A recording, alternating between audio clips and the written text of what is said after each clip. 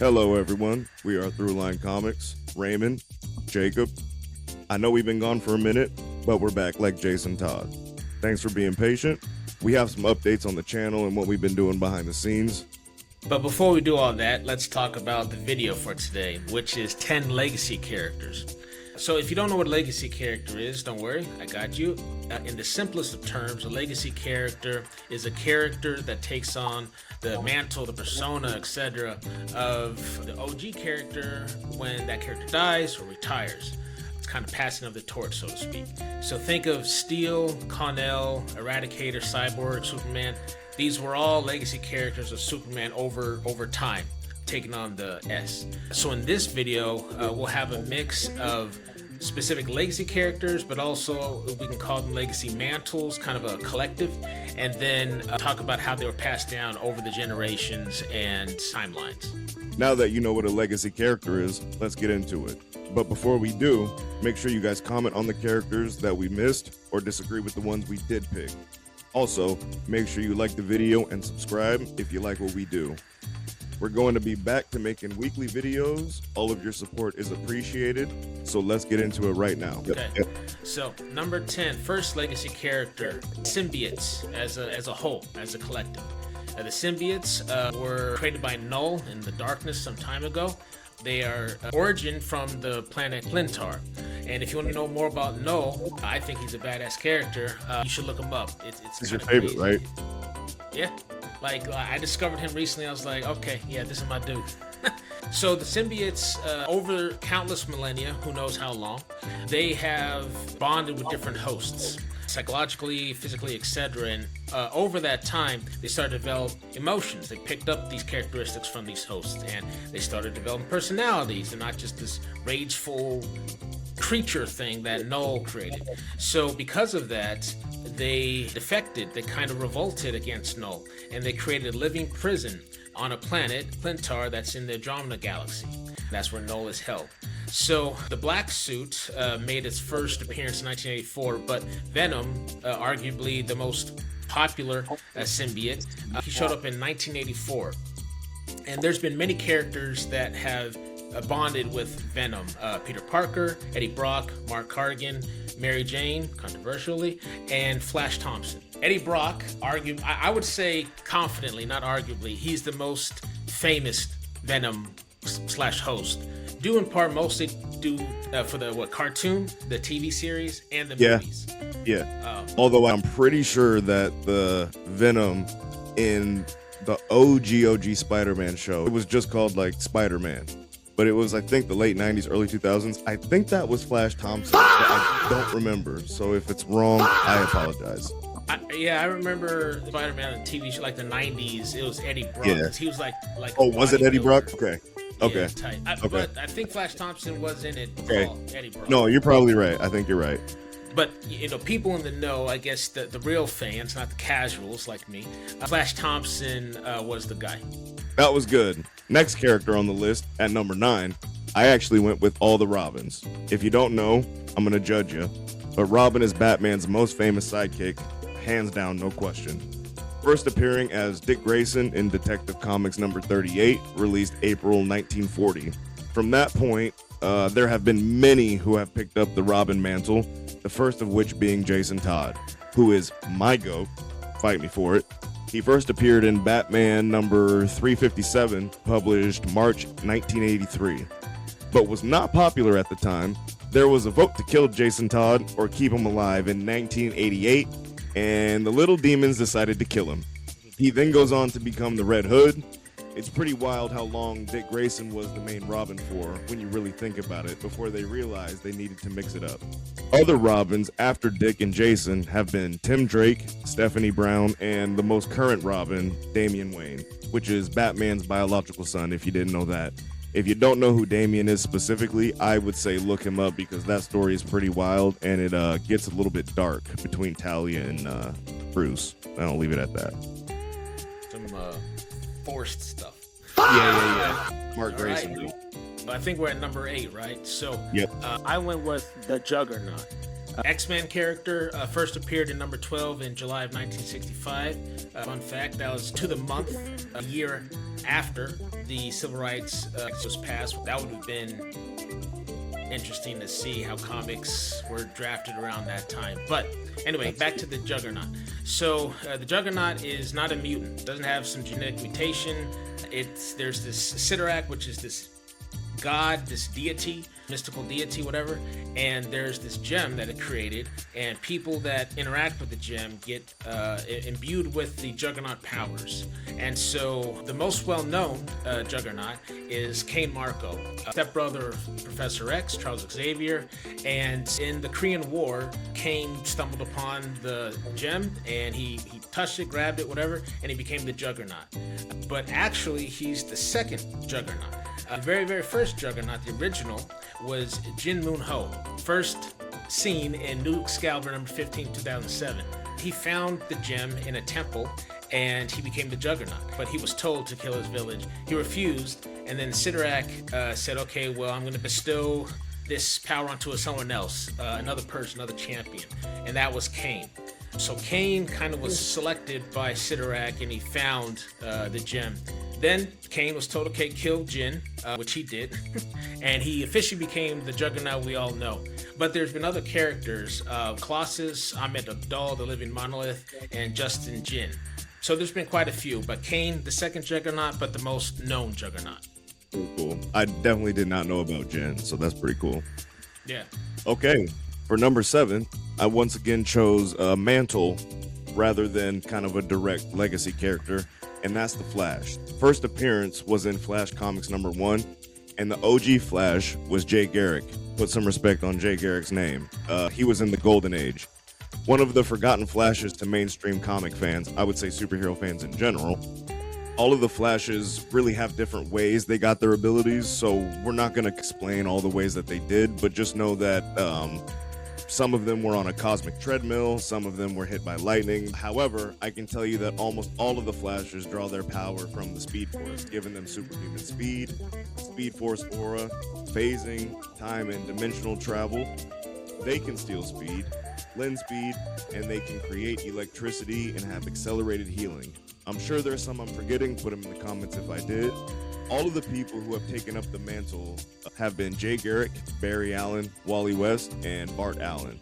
Barry Allen is my OG in this scenario, but I have so much love for the Flash family as a whole. They're on my top 5 of all time, and by that, I mean each of them can be put in the top 5, and if you remove one, I'd probably just replace that one with a different Flash. So I got love for all the Flashes. That's cool. All right, so the next one at number 6, this is more of a conventional legacy character. This is Ant-Man.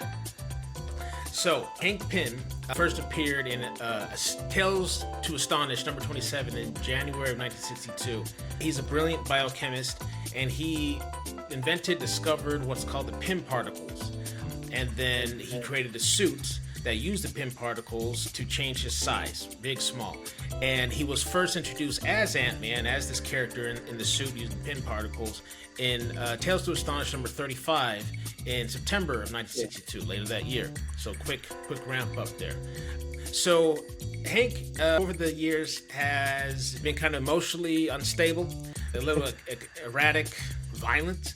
So he accidentally created Ultron, like a AI robot villain. And then he struck his wife one time when he was taking on the persona of another character called Yellow Jacket. So audience and writers were like, hey, we need another Ant-Man if you know, this person's going to be held up to a hero standard. So introduced Scott Lang, who is also the current Ant-Man and most well known recently from the MCU movies. So he was first introduced as Scott, a human, in the Avengers number 181 in March of 1979, and then as Ant-Man in Marvel Premiere number 47 in April of 79, the following month. So he's an electrical engineer, but also a thief, and he got locked up. He was left prison due to good behavior, so his nature is well intended, and he kind of fell back on his thieving ways, so he stole Hank Pym's Ant-Man suit. And then over a course of conversations and meetings and interactions, Hank kind of blessed Scott to be the next Ant-Man, which he is today. On that note, I will also choose a more traditional legacy character. So for my next one, at number 5 on the list, I will go with Jaime Reyes, aka Blue Beetle. Jaime is actually the third iteration of Blue Beetle. The first one is actually interesting, and I'll get to that.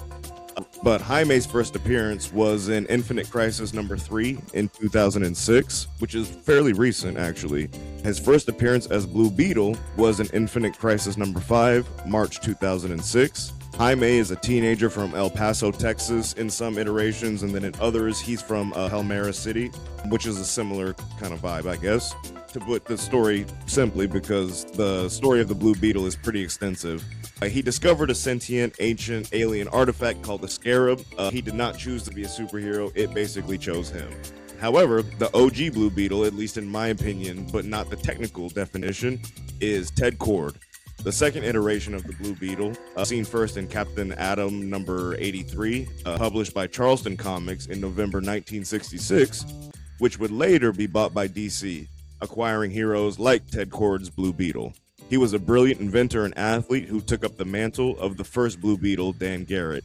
And actually, unlike the first Blue Beetle and Jaime, this Blue Beetle did not have the abilities that the first one did and the third one did. He was more akin to Batman, I would say.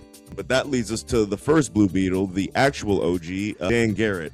He was the first one to actually have the Scarab, which makes him closer to Jaime than Ted, like I said. He was first seen in Mystery Men Comics number 1, August 1939, before he got the Scarab, before his career was revamped by Charleston Comics. He was actually a police officer who used a special vitamin to gain super strength. Okay, number 4. Steroids. Oh, that's what it was? No, I'm saying that's what it had to have been back then. This was in 1939. They're a special serum. Okay, so this next one's number 4 on our list, and I should go quick because this is Hawkeye, Clint Barton, a normal person, but very, very skilled marksman and athletic and, et cetera, et cetera, but no superpowers whatsoever. Clint Barton's first appearance was in Tales of Suspense number 57 in September of 1964.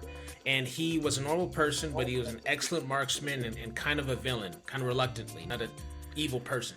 Fast forward to the Avengers number 16 in May of 1965, Clint became a hero. He joined the Avengers and he renounced his villainous past and he became Hawkeye, the one we know and love now. The second Hawkeye, this is the legacy part, was Kate Bishop. So she was introduced in Young Avengers number 1 in April of 2005. She's a rich kid. Comes from a wealthy family in New York, but she didn't really want to live in her parents' shadow with her privilege and all the wealth and whatnot. She wanted to kind of forge her own path. So she looked up to Clint Barton, and like him, she became an excellent marksman, and then she became the second Hawkeye. That is a very good one. How about this? You chose the Marvel Archers, I'll keep the same energy, and I'll give you the DC Archers. For my number 3, I got Green Arrow. The second iteration of the Green Arrow is his son, Connor Hawke, who first appeared in Green Arrow Volume number 2, number 0, in 1994, best year that ever was. Not a super well-known character, but a cool one nonetheless. Like I said before, he's the eldest son of Oliver Queen, the OG Green Arrow. He sits at the foot of the heir to the Queen Fortune. He was raised in a secluded monastery and, like his dad, mastered archery and martial arts. The OG Green Arrow is one of my favorite characters of all time. Absolutely love the guy. Oliver Queen. First appearance was in More Fun Comics number 73, November 1941, which just so happened to be the first appearance of Aquaman, funnily enough. Raise on information. If you don't know, Oliver Queen is a billionaire whose ship crashed one day, leaving him stranded on an abandoned island. Presumed dead, the world moved on, but Oliver, surviving on nothing but his wit and mastery of a bow and arrow, was saved. Once he returned to the city, he realized he could do more as a hero than as himself, adopting the Green Arrow mantle and becoming more of the heart of the DC universe, in my opinion, whether that be comics, video games, TV shows, whatever the case. Oh, okay, so this is my number 2 on the list, and this character, straight up, is mostly known from the movies, but there were comics. It's Chucky, but more particularly the OG serial killer, Charles Lee Ray. So, first introduced in Child's Play 2, number 1, in April of 1991, this character used voodoo magic to transfer his soul into a child's toy, the Good Guy doll. So there's been a number of stories of legacy characters kind of involving Chucky across film, comics, and other properties. The legacy for this one is different because the magic, the voodoo magic, was used by Chucky and or other characters to kind of transfer their souls into similar dolls. So, for example, Chucky's one-time girlfriend, Tiffany Valentine, her soul was transferred into a doll. Yeah. And then somehow, handwave, movie magic, comic magic, they were able to conceive a child as dolls. And it was this gender fluid human soul doll thing called Glenn and or Glenda, depending on who or when you were talking to this character. Yeah. And yeah, it's obscure, but you should check it out if you're a fan of horror comics. Chucky. Okay, no, I would have never guessed that in a million years. You could have gunned to my head 10 guesses. I would have never been able to guess that. That was a good one. That was a good one. Okay, so my last character number 1 on our list, is certainly not least in any way, shape, or form, Miles Morales Spider-Man. I love this character, and I think he needs to get more respect put on his name, but that's not the conversation for today. I won't go too far into it because I could probably talk about it all day, so I will be brief. But Miles is the second iteration of Spider-Man, not including Ben Reilly. I know technically there was another, but that was technically a clone, and technically y'all didn't like it that much. His first appearance, Miles Morales, was in the Ultimate Fallout number 4, August 2011. In the aftermath of Peter Parker's death in the Ultimate Verse, he puts on a budget Spider-Man suit, and at the end of the issue, he reveals his face to kind of insinuate that he'll be the next iteration of the Spider. I cut a ton of information there for time's sake, but I really recommend you guys look up some more stuff on Miles Morales Spider-Man. His powers are mostly the same as Peter's, with some major differences actually. Some of them being Venom Blast, which is like an electrical kind of charge thing. Camouflage, invisibility, think Invisible Woman. Variant Spider Sense, which is described to sort of be more of like an echolocation than just being a danger sense. And don't be upset, okay? But apparently he has accelerated healing compared to Peter Parker, so he can heal faster. You should know who the OG Spider-Man is because I said his name a bunch of times. If you don't, I once again am questioning you because that's pretty crazy. But in case you don't, he is the OG of OGs, the actual GOAT, aka Peter B. Parker. There is so much I could tell you about this character if you don't know, but that would be a whole nother video on its own. It really could. His first appearance was in Amazing Fantasy number 15, August 1962. Peter was bitten by a radioactive spider, becoming the first Spider-Man. He has some of the most iconic villains in comic book history, from the Green Goblin to Rhino to the Vulture to Electro, and so many more. He is probably one of the 2 most influential characters of all time, comic book wise. I would have to say him and Batman. Do you agree? Yeah, and you know, it's crazy to think he was first introduced in 1962. That's not that long ago. No, it's not. No, it's not. There's people alive who... impact, yes. It's crazy. Absolutely. Okay, if you stayed until the end, first of all, thank you. Second of all, it means that you like what we have to say. If that's true, go ahead and give us a subscribe and a like so you can get more videos like this. If you're new here, we also do a comic book podcast that we think you might really enjoy. You should go and check that out. It's called the DCMI podcast, the Discussing Crazy and Marvelous Images podcast. So after this video, you should go check those out too. And also, please don't forget to like this video, maybe share with people who you think would like it. If they have something to say, agree with us, disagree, point and laugh at us, all the above. But thank you for being here. And we are Throughline Comics, me and Raymond, and we'll see you again next time. Peace.